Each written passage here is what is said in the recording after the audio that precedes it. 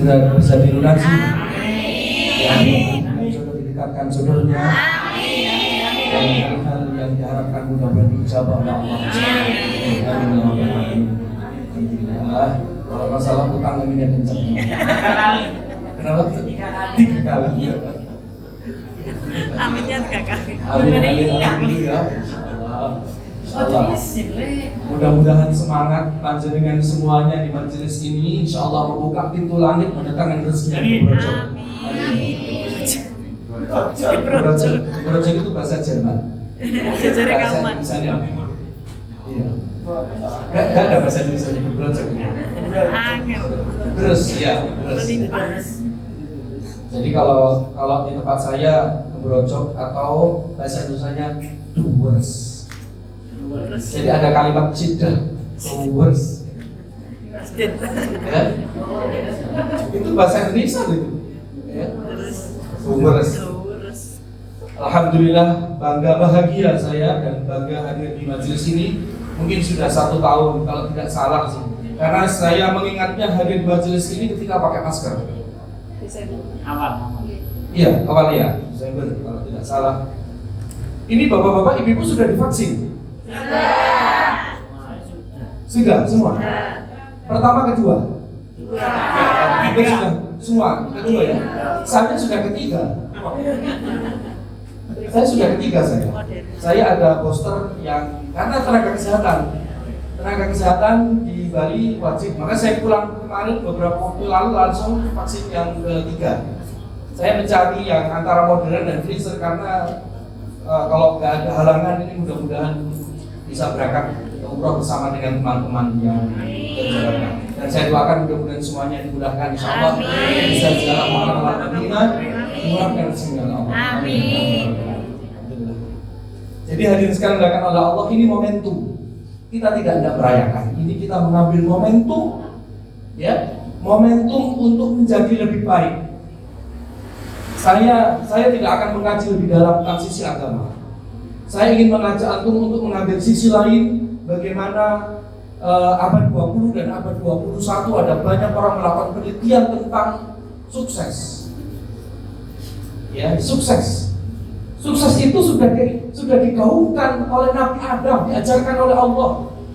Nabi Adam diajarkan oleh Allah yang terkenal dengan doa yang juga dibaca oleh para nabi, bahkan Abaul Anbiya, yaitu Nabi Ibrahim alaihissalam di dalam Al-Quran surat Al-Baqarah ayat 200. Kemudian saya dan kita semuanya memaknai itu sebagai doa sapu jagat.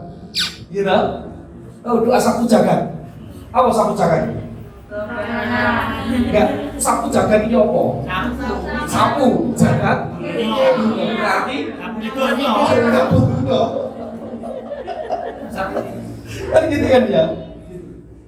Kulil hal ini adalah untuk membersihkan semua hal, membersihkan keburukan dan mendatangkan kebaikan, kira-kira begitu. Ini doa saya dan kita semua pasti hafal semuanya. Tadi sudah disebut doa apa? Sapu jagat itu semuanya hafal. Kita baca sama-sama ya dengan sepenuh hati, mudah-mudahan Allah datangkan kemuliaan dunia akhirat. Insyaallah. Amin. Kita awali dengan ta'awudz.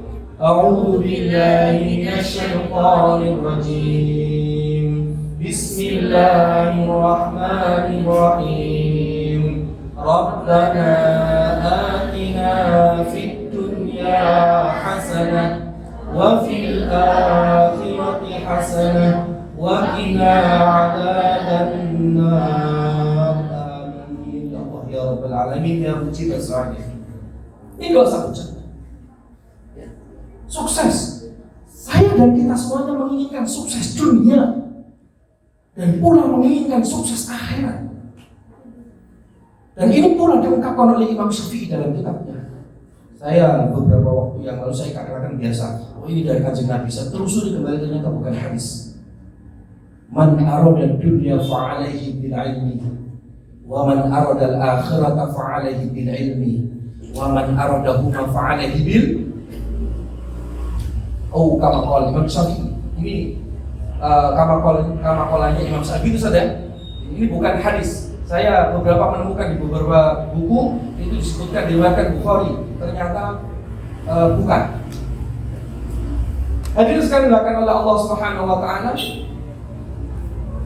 Ini menegaskan kepada saya dan kita semuanya, kalau saya dan kita menginginkan man arada dunya fa'alaihi bil ilmi, dan semangat yang dimiliki oleh Rasulullah sallallahu alaihi wasallam.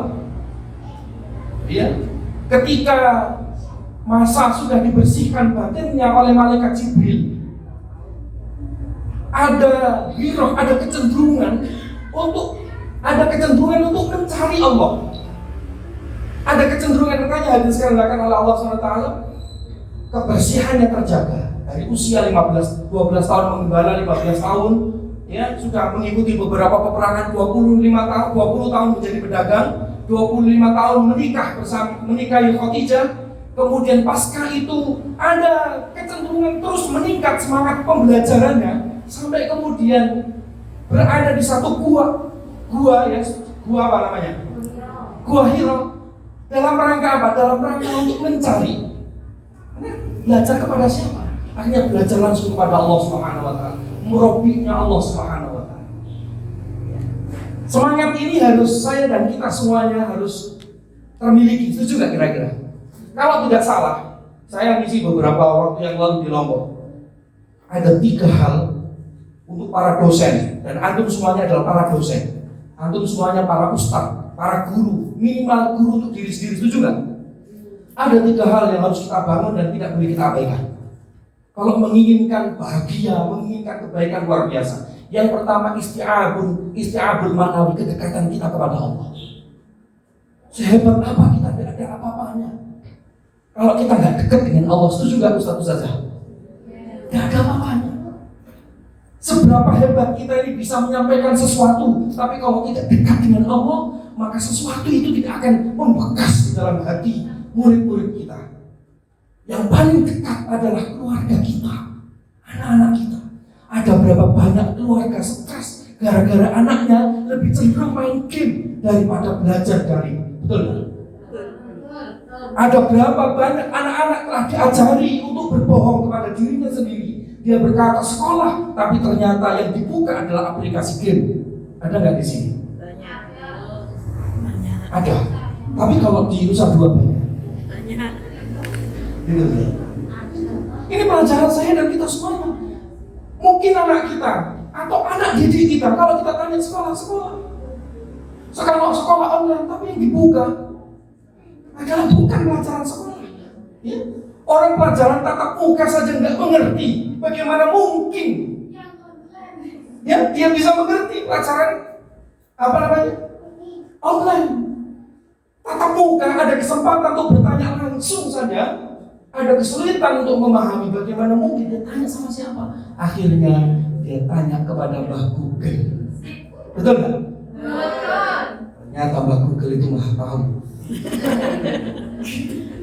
Jangankan pertanyaan matematika, fisika, biologi, ayat Al-Quran, kalau tanya Google, tahu dia. Bahkan sekarang para ustaz sudah ada saingannya, Ustaz Google. Jadi kalau minta doa, tinggal yang short itu. Google minta tolong didoakan sukses dunia akhirat, langsung ngomong Google-nya, Rabbana atina fid dunya hasanah. Saking hebat. Jadi hadirin sekalian dilakukan oleh Allah, isti'abun manawi. Yang kedua isti'abun nadhari. Ayo terus belajar. Kemampuan kita harus kita asah. Kita dipaksa untuk paham teknologi, tapi kita tidak boleh berhenti belajar. Nanti saya akan tunjukkan beberapa hal ya, karena waktunya mungkin saya tidak tahu ini waktunya, saya dikasih waktu 1 jam 15 menit. Nah, karena sudah saya korupsi tadi terlambat, jadi 30 menit saja. Oh enggak ya, kita main gitu. Oh, salah. Gitu. Isti'abun nadhari, saya nggak mendetailkan. Isti'abun nadhari itu kemampuan kita. Apakah kemampuan akademis maupun kemampuan non akademis. Jangan berhenti belajar. Jadikan semua media ini alat belajar. Anak-anak kita, anak didik kita, teman kita, jadikan untuk mematangkan kedewasaan kita. Setuju tidak? Setujukah Bapak Ibu sekalian? Setuju? Setuju. Isti'abun. Yang terakhir, isti'abun haroki, kemampuan kita untuk melakukan. Belajar untuk mengamalkan itu jauh lebih penting daripada belajar banyak ilmu tapi tidak dilakukan. iso ngajar gak iso ngelakoni, namanya jarkoni. Oh, jarkoni. Iso ngajar, gak iso nglakoni. Jangan sampai kita belajar karena sebuah profesi, tapi jadikan belajar, kemudian menjadi guru, menjadi ustadz, ini menjadi bagian dari tanggung jawab kehidupan. Iya, maka saya masuk kepada wilayah ini saya nggak akan bahas detail. Saya cuma ingin cerita saja bahwa Allah Subhanahu wa Ta'ala mengutus Rasulullah itu tegas, misi utamanya adalah uswatun hasanah. Tadi sudah dibaca, tadi sudah disampaikan oleh Ustaz Ilmunya. Laqad kana lakum fi Rasulillahi uswatun hasanah. Ini misinya. Bagaimana mungkin saya dan kita semuanya bisa menjadi teladan luar biasa kalau itu tidak dimulai dari diri sendiri, betul?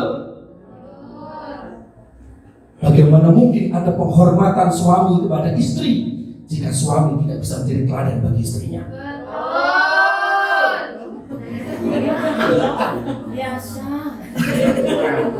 Ngomongin ibu curang nih. Semangat. Mencurahkan isi hati. Iya, apa-apa. Ikhlas. Iya, alhamdulillah, luar biasa.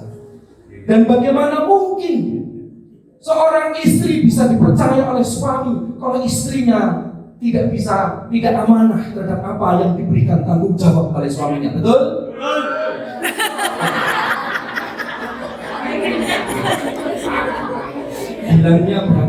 bilangnya PTM, pertemuan tatap muka, ternyata andok makan bakso.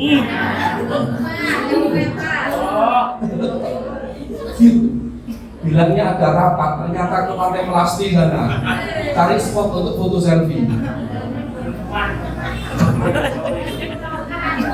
Kalau di sini nggak ada saja. Nggak ada di sini, nggak ada sedikit.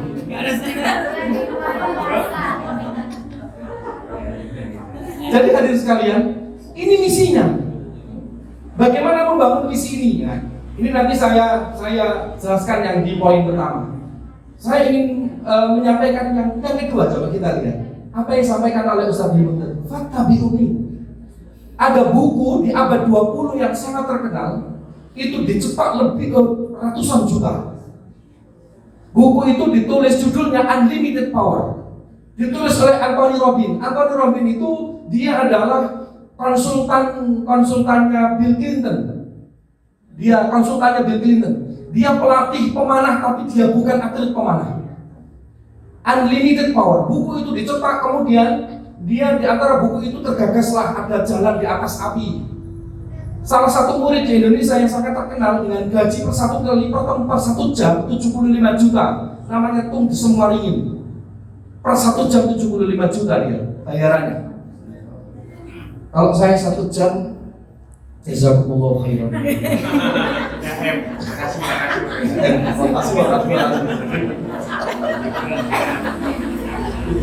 Ini 1 jam loh. Kalau 3 jam bisa kalikan betul 3 jam. Kalau 3 jam terlambat karena pesertanya, dia tetap terbayar sesuai dengan proporsinya walaupun ngajar 30 menit. Karena MOU-nya 3 jam tetap 75 kali itu. Dari mana dia tergagas dari buku Unlimited Power. Diterjemahkan dalam bahasa Indonesia tanpa batas. Di antara poin pentingnya adalah kalau Anda ingin sukses apapun, maka Anda harus meniru siapa yang sudah sukses. Karena cara yang paling cepat untuk bisa menggapai apa yang kita harapkan, cara yang kalau dalam bahasa manajemen disebut leverage. Bagaimana cara paling cepat itu adalah niru ATM. Makanya kalau orang MLM itu terkenal dengan ATM. Amati, tiru, modifikasi. Bukan ATM yang ditarik tunai. Amati, tiru, modifikasi. Kalau ingin menjadi guru hebat, tiru orang yang sudah hebat, sudah sukses. Bagaimana caranya dia mengajar begitu? Tapi kehidupan saya dan kita semuanya sudah diturunkan contoh terbaik dari langit, yang diturunkan oleh Allah wahyu kepadanya, dibimbing oleh Allah dohir dan batinnya, dijaga oleh Allah dohirnya, bahkan dijaga oleh Allah kehidupannya dunia akhiratnya. Siapa itu? Rasulullah Shallallahu Alaihi Wasallam. Jadi jangan sampai saya dan kita semuanya terjebak hanya pada peringatan-peringatan, tapi ternyata tidak mampu mengambil satu titik pun untuk kita bawa, bahkan kita jadikan sebagai keteladanan yang luar biasa dalam kehidupan. Berarti saya dan kita semua belum menjadikan Rasulullah itu menjadi teladan yang luar biasa. Buku yang ditulis oleh Antonio Safi'i itu Super Leader tentang Rasulullah SAW adalah buku luar biasa, karya luar biasa abad 21 yang dijadikan merujukan di beberapa negara. Bagaimana Muhammad itu bisa menjadi teladan yang luar biasa pada semua sisi. Sisi keluarga, sisi militer, sisi muamalah, sisi kehidupan sosial, bahkan sisi politik dan seterusnya. Ada buku yang ditulis oleh seorang misionaris. Ya, buku judulnya tentang Muhammad, the Leader. Dia seorang misionaris. Bagaimana mungkin seorang manusia biasa, dia tidak mengaku dia sebagai Tuhan, dia tidak mengakui dirinya sebagai orang hebat, bahkan tidak ingin dipuji oleh siapapun, bahkan akhir hidupnya luar biasa, kematiannya ditangisi, ya. Buku itu kemudian menginspirasi dia untuk masuk Islam, tapi ternyata dia nggak masuk Islam. Bahkan ada buku terbitkan pertama kali tahun 73, ya, tahun 73 oleh Michael Hart tentang Muhammad. Itu tahun 73 sudah terbit buku itu. Jadi hadirin sekali dilakukan oleh Allah. Sekali lagi saya ingin tegaskan bahwa fakta biuni ini harus kita gali lebih dalam. Bagaimana caranya menduplikasi kehidupan Nabi di dalam kehidupan saya dan kita semuanya sehari-hari. Yang terakhir hadirin sekalian, ini kajian dasarnya, ini baru pembukaan deh. Waktu ini bisa tak kalau ini. Sudah habis waktunya.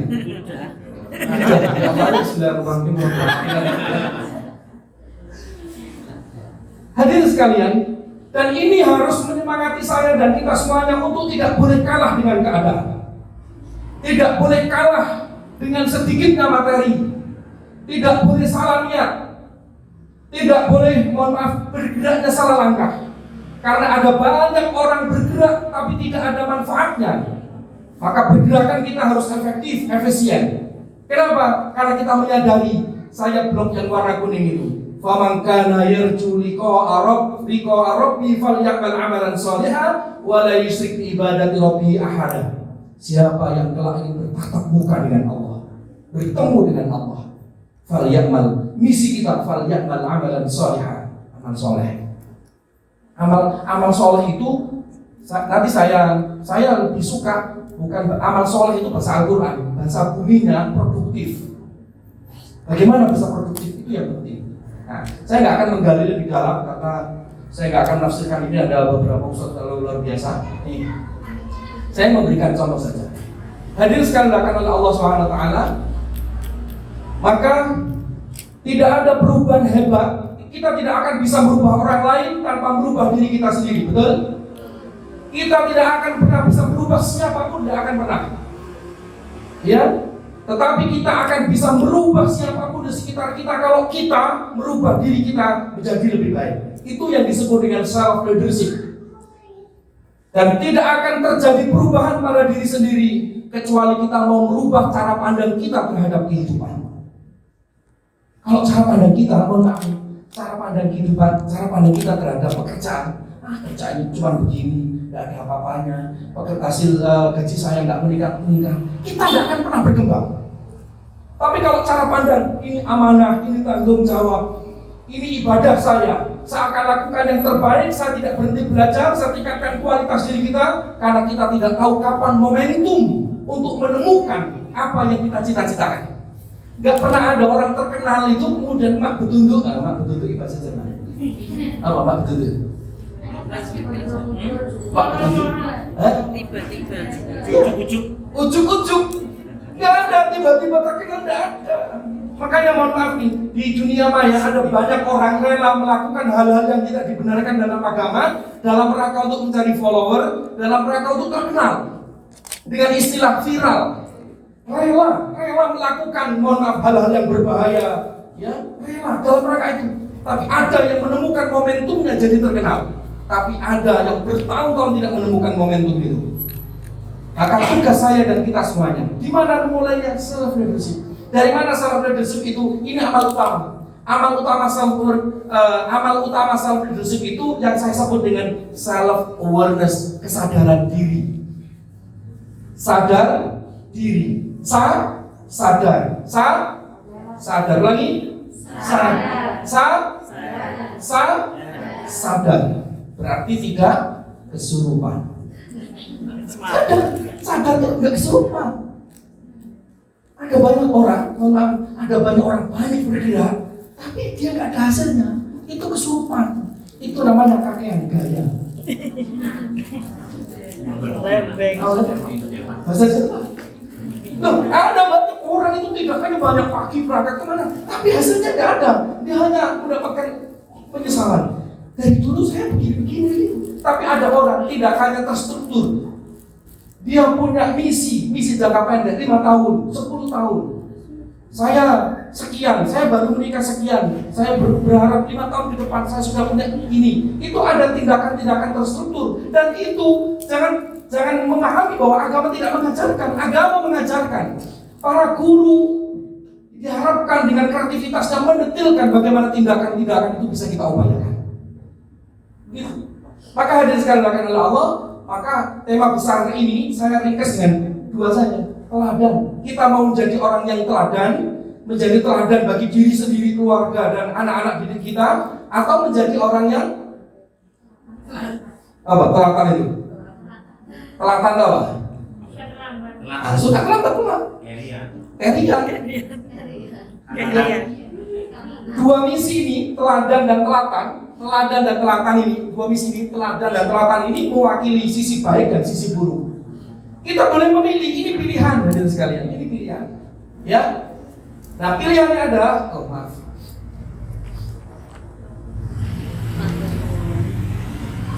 ini pilihan kita. Ya. Sekarang apa ciri orang yang bisa menjadi teladan itu? Yang pertama, tindakannya, misinya misi akhirat. Misinya misi akhirat. Tindakannya untuk akhirat. Ini yang melekat pada Rasulullah SAW yang disebut dengan sifat siddiq. Inna sidqa yahdi ilal birri wa innal birra yahdi ilal jannah. Orang kalau siddiq itu dia produktif, dia baik. Fa inna sidqa fa innal birra yahdi ilal jannah. Itu kita ini menginginkan surga tapi tidak produktif. Cuma taman nih. Kalau Ustaz Agus, taman itu angen-angen. Biar di dalam kamar, ya Allah kapan saya kaya, dia akan pernah kaya. Tindakan paling bagus adalah dilakukan walaupun kecil, setuju? Tindakan yang terburuk adalah apa? Tindakan kekecewaan terbesar manusia adalah punya kemampuan tapi dia tidak melakukan. Ya, itu kekecewaan yang akan terjadi. Mohon maaf, kecewa itu nggak di depan, kecewa itu mesti di belakang. Kalau di depan namanya pendaftaran. Tidak ada orang kecewa di depan, nggak ada. Kenapa? Sapi, penerapan. Oh iya. Gitu. Ini misinya akhirat. Jangan sampai salah langkah. Dan misi saya dan kita semuanya itu dimulai dari motivasi. Apa motivasi itu? Niat. Innamal a'malu binniyat. Niat. Kesadaran awareness ini harus dibangun. Kenapa Pak niat? Karena Allah Subhanahu wa taala menegaskan dalam ayatnya, ya, bahwa saya dan kita semuanya setiap perbuatan tindakan ini akan diminta pertanggungjawaban. Lillahi ma fis samawati wa ma fil ardi wa in tubdu ma fi anfusikum aw tukhfuhu yuhasibukum billah. Ini siddiq. Orang yang jujur, orang yang benar, itu misinya adalah akhirat. Langkahnya produktif, tindakannya produktif. Dia lebih rela diam daripada maitu. Apa maitu? Menyalahkan. Lebih baik diam daripada membicarakan keburukan orang lain. Setuju enggak? Gitu. Lebih baik diam daripada maaf ngadu kepada orang lain tentang perbuatan buruk orang lain. Tidak ada gunanya. Tidak ada gunanya. Ini misi akhirat. Ya, maka belajarlah seperti anak-anak dan bertindaklah seperti orang dewasa. Bertindaklah seperti anak-anak, belajarlah seperti anak-anak dan bertindaklah seperti orang dewasa. Saya ulangi lagi. Belajarlah seperti anak-anak. Kenapa kok disuruh belajar seperti anak-anak? Anak-anak itu ingin tahuannya tinggi. Tapi bertindaklah seperti orang dewasa. Kenapa? Orang dewasa itu akalnya sudah sempurna. Ini perhatikan, kita ini kalau nonton bola anak-anak, ini bola, pertandingan bola anak-anak. Kita lihat sekarang. Anak-anak itu kok main bola, dilihat. Ya, dia tidak tahu tujuannya, bahkan nggak tahu mana gawangnya. Lihat. Itu, lihat. Sampai yang lihat aja,